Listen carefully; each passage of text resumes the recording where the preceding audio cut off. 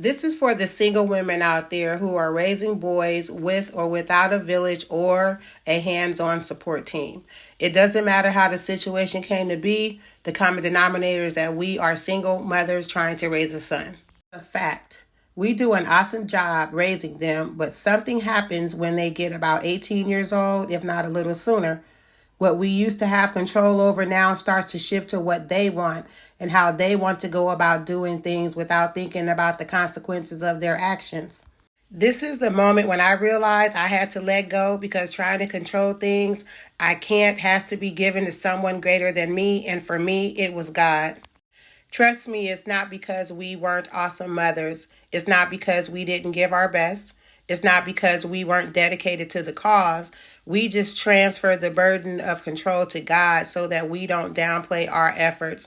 We turn it over to God so that we don't feel defeated and less of a person.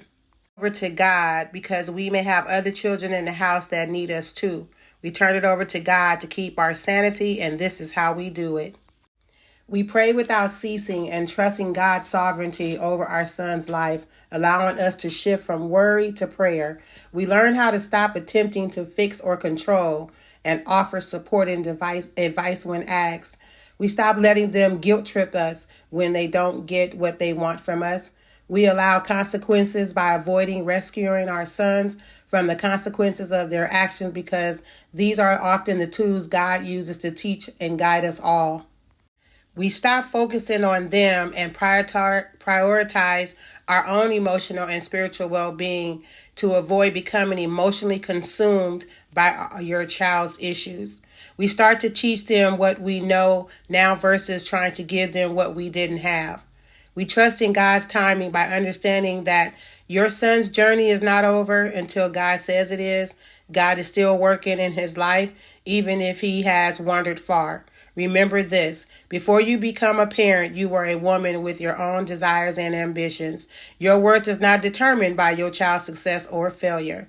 Realize it is essential that you let go and let God and not blame yourself for anything that your children go through. We are all learning. No one gives us a parent book on how to treat our kids, how to raise our kids. We do the best that we can of what we're given with. So do not allow them to guilt trip you and turn everything over to God and learn how and when to let go.